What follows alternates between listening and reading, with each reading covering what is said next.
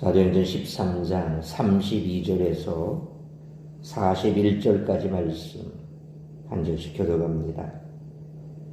우리도 조상들에게 주신 약속을 너희에게 전파하노니 하나님이 예수를 일으키사 우리 자녀들에게 이 약속을 이루게 하셨다 하니라.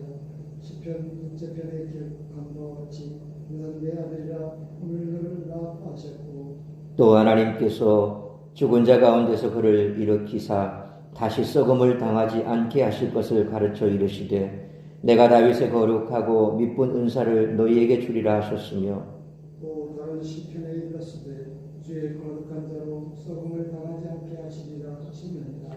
다윗은 당시에 하나님의 뜻을 따라 섬기다가 잠들어 그 조상들과 함께 묻혀 썩음을 당하였으되 하나님께서 살리신 이는 썩음을 당하지 아니하였나니 그러므로 형제들아 너희가 알 것은 이 사람을 힘입어 죄 사함을 너희에게 전하는 이것이며 또 모세의 율법으로 너희가 율법하심을 얻지 못하는 모든 일도 이 사람을 힘입어 믿는 자마다 율법하심을 얻는 것이다. 그런즉 너희는 선지자들을 통하여 말씀하신 것이 너희에게 미칠까 삼가라. 일러스되 보라 멸시하는 사람들아 너희는 놀라고 멸망하라. 내가 너희 때를 당하여 한 일을 행할 것이니 사람이 너희에게 일러줄지라도 도무지 못할 못이리라 하였느니라 하니라. 아멘. 지금까지 바울은 위로의 말씀으로써 언약과 약속의 역사와 예수 그리스도의 역사를 이야기했습니다. 바로 이 시점에서 사도 바울의 연설은 부활의 증언으로 바뀝니다. 역사 속에서 태어난 새로운 역사를 증언하는 것입니다. 그런데 이 새로운 역사고 부활은 이미 성경의 시편과 선지자가 증언한 바였습니다. 따라서 오늘 본문은 두 가지 낯선 일을 선포하고 있습니다. 첫째는 바로 이 부활의 개념 자체입니다. 바울은 하나님이 그들 조상들에게 하신 약속을 예수님을 부활시킴으로써 이루셨다라고 증언합니다. 이 약속은 다윗에게 준 약속입니다. 1차적으로 역사 속에서 성취된 것입니다. 하지만 솔로몬, 히스기야 등 남유다의 왕들은 영원한 왕권을 대변하지 못했습니다. 이들은 영원하지 못하기 때문에 그렇습니다. 왜 그럴까요? 이들의 왕권은 전 우주적이고 종말론적인 하나님의 나라를 담지 못합니다. 그러면 어떻게 해야 할까요? 성경은 그리스도의 부활로 하셨다 그렇게 대답합니다. 메시아의 부활은 영원하고 하나님 나라를 세우는 일, 부활 생명과 의, 평화 곧 샬롬을 이루는 일과 관련되어 있습니다. 다시 말해서 부활은 그리스도와 관련해서 영화와 승귀의 다른 측면이며 성도들과 관련해서는 죄사함과 의의 근본이 되는 것입니다. 그리스도의 제사장직이 아론의 반열과 다른 멜기세덱의 반차를 따랐듯이 그리스도의 왕직 또한 육신적 다윗의 후손을 넘어서는 하나님의 아들로 나심에서 비롯됩니다.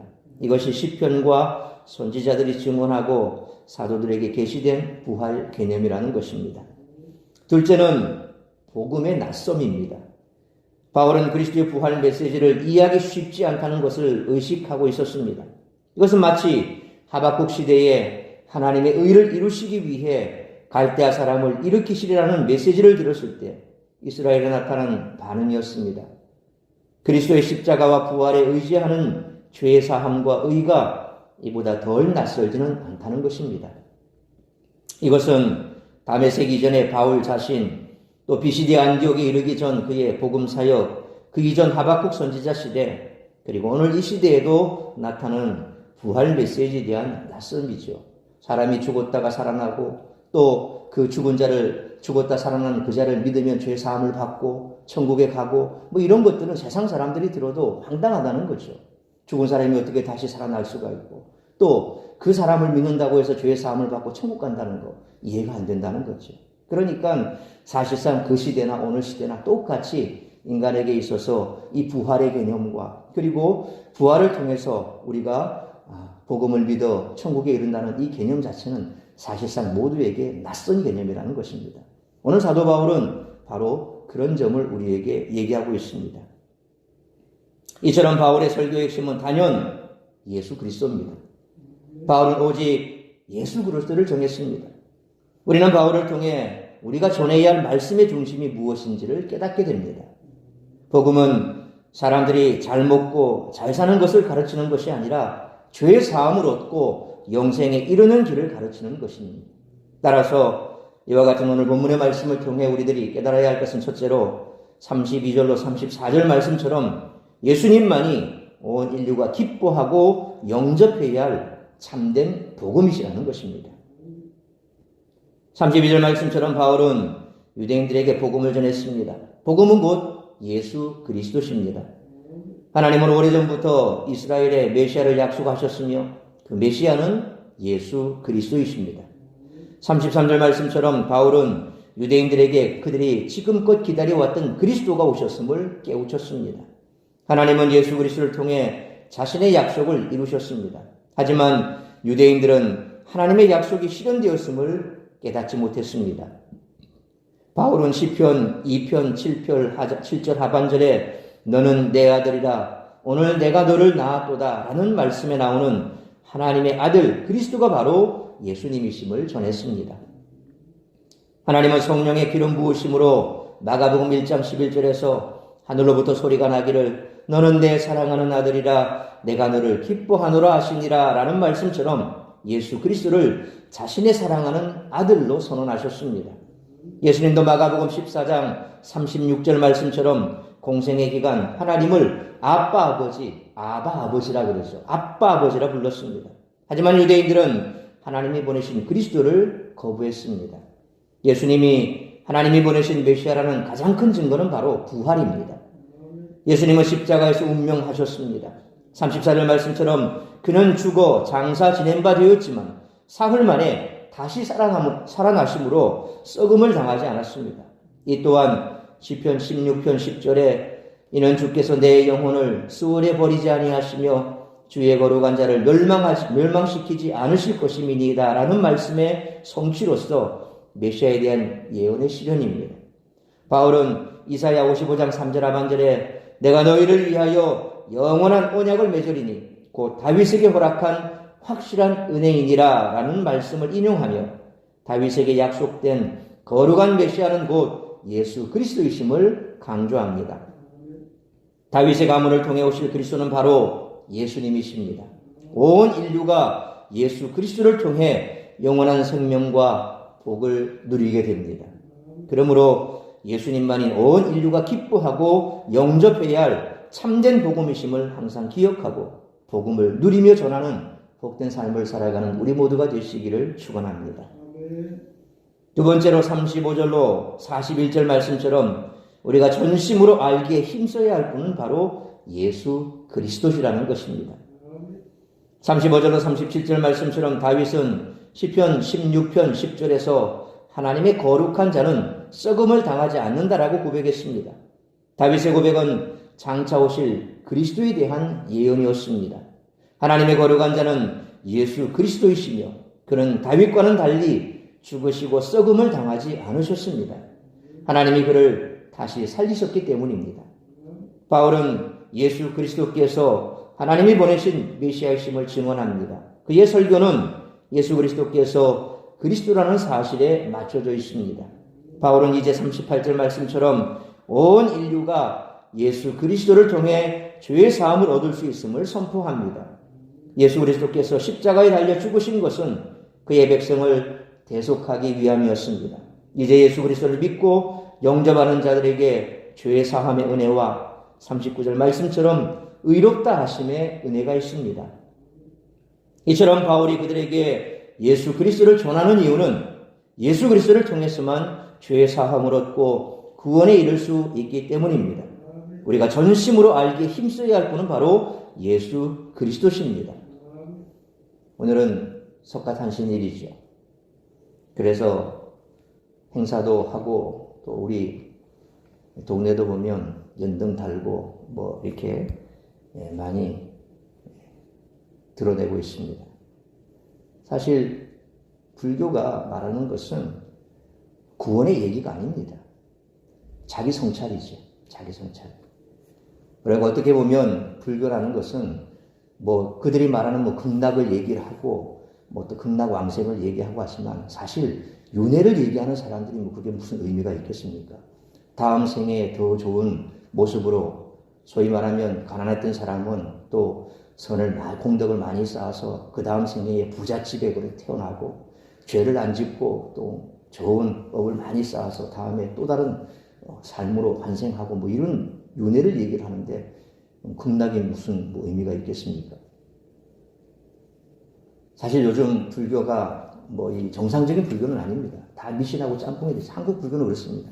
미신하고 짬뽕이 돼서 뭐 절에 가서 스님들한테 뭐 이 사주팔자 보고 또 스님들이 뭐 그런 것들 뭐 이렇게 해서 이름도 지어주고 돈 받고 아무튼 또 사람 위에 모셔놓고 뭐 제사 지내주고 돈 받고 뭐 이런 겁니다. 그러니까 실질적으로 이 불교의 정상적인 개념 자체는 지금은 완전히 무속신앙하고 짬뽕이 되어버린 겁니다.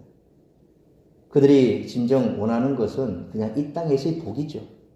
그래서 부모 잘 모시고 뭐 이렇게 돈 몇 푼 주고 제사 지내주고 그렇게 해서 본인들이 그것 때문에 부모를 잘 모신다 해서 뭐 복 받고 뭐 이런 어떤 개념들을 가지고 접근하다 보니까 사실상 실제적으로 석가의 가르침 자체가 큰 의미가 없어져 버렸습니다. 뭐 제가 지난 그 설교 시간에도 보여드렸던 그 법정 스님의 그 영상도 보면 참 웃기기 그지없지 않습니까? 목사 성경에 나오는 말, 우리 어머니가 과연 극락에 갔는지 안 갔는지 어떻게 알 수 있냐? 극락이 있냐 없냐? 처음에 던진 질문이 그죠. 극락이 있냐 없냐? 그러니까 그 법정 스님이 한 얘기가 바로 성경 말씀 그대로 마태복음 5장 나오는 산상수훈의 얘기. 믿는 자에게는 복이 있나니 천국이 너희 것이다. 그 목사님 얘기 아닙니까? 성경에 나오는 얘기 아닙니까? 그러니까 스님이 내가 얘기하지 않냐. 그 믿음에 복이 있다. 있든지 없든지 상관없다. 믿음은 복이 있다. 이게 불교의 개념이거든요. 그러니까 우리가 말하는 바로 성경이 말하는 천국의 개념, 그것이 어떻게 우리에게 오게 됐습니까? 바로 예수 그리스도를 통해서 우리에게 주어진 것입니다. 그런데 그 예수 그리스도께서 분명히 십자가에 못 박혀 죽으셨지 않습니까? 그런데 다시 3일 만에 살아나셨습니다. 이것은 그냥 신약 시대에 나온 얘기가 아니라 구약에 이미 예언된 얘기고 오늘 사도 바울이 주장하는 것이 바로 그건 아닙니까? 시편에 나오는 얘기부터 시작해서 다윗의 시편부터 시작해가지고 구약에 나오는 그 많은 선지자들의 얘기가 예수 그리스도를 통해서 비춰주고 있고 그 예수 그리스도께서 때가 되면 이 땅에 오셨고 때가 되면 말씀대로 십자가에 죽으셨고 또 말씀대로 3일 만에 부활하셔서 썩음을 당하지 않는 다윗의 자손으로 우리에게 죄사함의 은혜를 주신다. 바로 이게 복음 아닙니까? 이처럼 선명한 복음을 우리는 선포하고 있는데 오늘 세상 사람들은 그것보다는 그냥 이 땅에서 복 받기를 원하고 또 부모들을 등에 업고 또 복 받기를 원하고 뭐 이런 어떤 현세 구복적인 그런 종교에 대해서 사람들이 많이 귀를 기울이고 그쪽으로 가서 뭐 축하하는 것들도 보면 참 한심하죠. 우리가 볼 때는 한심합니다. 그럼에도 불구하고 우리 믿는 자들 역시도 그런 것을 더 원한다는 겁니다. 그래서 항상 우리에게 있어서 주어진 이 복음의 의미가 무엇인지 그 핵심을 파악하기보다는 그 주변의 것들에 우리는 더 관심이 많습니다. 예수 믿으면 이제 모든 재난이 끝나고 하나님께서 만왕의 왕이시다 그러니까 마치 예수님을 따라다녔던 오병이의 기적을 처음 했던 사람들이 주님만을 따라다니면서 왕으로 모시랬던 이유가 뭡니까? 예수님께서 왕이 되면 먹는 거 문제없다. 그리고 저 정도 능력 같으면 로마 정권 무너진다. 이제 우리가 새로운 나라를 만든다. 뭐 이런 개념 아닙니까? 오늘날 바로 그런 시대에 우리가 살아가고 있고 우리 또한 그런 환경 속에 둘려져 있다라는 사실 참 안타깝기 그지없습니다. 우리가 진심으로 알기 임자할 분은 바로 예수 그리스도 그분인 줄 믿습니다. 바울은 마지막으로 40절로 41절 말씀처럼 하박국 1장 5절에 여호와께서 이르시되 너희는 여러 나라를 보고 또 보고 놀라고 또 놀랄지어다. 너희의 성제는 내가 한 가지 일을 행할 것이라. 누가 너희에게 말할지라도 너희가 믿지 아니하리라 하는 이 하박국 선지자의 경고를 인용하고 있습니다. 바울은 자신이 선포하는 메시아에 대한 말씀을 듣고 그들이 예수 그리스도를 영접하기를 원했으며 구원의 말씀을 듣고 깨닫지 못하는 어리석은 자들이 되지 않기를 촉구했던 것입니다. 오늘날도 마찬가지입니다. 그렇게 우리가 복음을 외치고 구원의 복음을 선포한다 할지라도 귀 있는 자는 듣지만 대부분 사람들은 듣지 않는다는 겁니다. 빛이 이 땅에 왔지만 빛을 어둠이 싫어하는 것처럼 세상 사람들은 싫어합니다. 그래서 그 빛에 대해서 증거하기 위해서 우리가 어떻게 해야 됩니까? 빛의 자녀가 되어야 된다는 겁니다. 빛의 자녀가 되지 못하면 그 빛에 대해서 아무리 얘기를 해도 세상 사람들 이해할 수가 없는 거죠. 그래서 우리의 삶은 사실상 고달픈 겁니다. 우리가 감당해야 될 그 무게는 우리 힘으로 감당할 수가 없다는 겁니다. 그래서 우리는 기도해야 되고 말씀에 붙어 있어야 되고 성령에 의지해야 된다는 겁니다. 성령이 도와주시지 않으면 우리는 그런 삶을 살아낼 능력이 없습니다. 체간이 없습니다. 어떻게 똑같은 육을 가진 사람이 더 손해를 보기를 자처하고 더 힘든 길을 걸어가기로 자처하고 십자가 지며 가시밭길을 걸어가기를 자처하는 게 어떻게 인간의 의지로 가능하겠습니까? 안 된다는 거죠. 그래서 계속해서 성경이 말씀하는 것은 성령 충만해라. 성령 충만해라.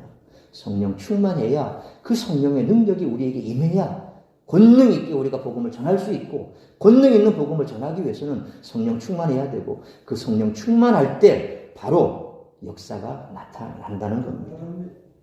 그러므로 우리가 전심으로 알게 힘써야 할 분은 예수 그리스도심으로 말씀을 들을 때마다 깨달을 수 있는 겸손한 귀와 순종할 수 있는 민첩한 발을 가져야 할 뿐만 아니라 날마다 사죄 은총 가운데 살아가는 우리 모두가 되시기를 축원합니다. 사랑하는 성도 여러분, 바울은 자신의 설교를 듣는 자들에게 오직 예수 그리스도에 대해서 전했습니다. 예수님이 바로 성경에 약속된 메시아이심을 전했습니다. 예수 그리스도를 전하는 것이 성령께서 바울과 바나바를 선교사로 파송한 이유라는 것입니다.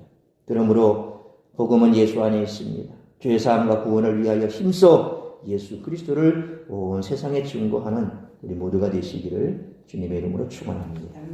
기도하겠습니다. 거룩하신 아버지 하나님, 은혜와 사랑을 감사합니다.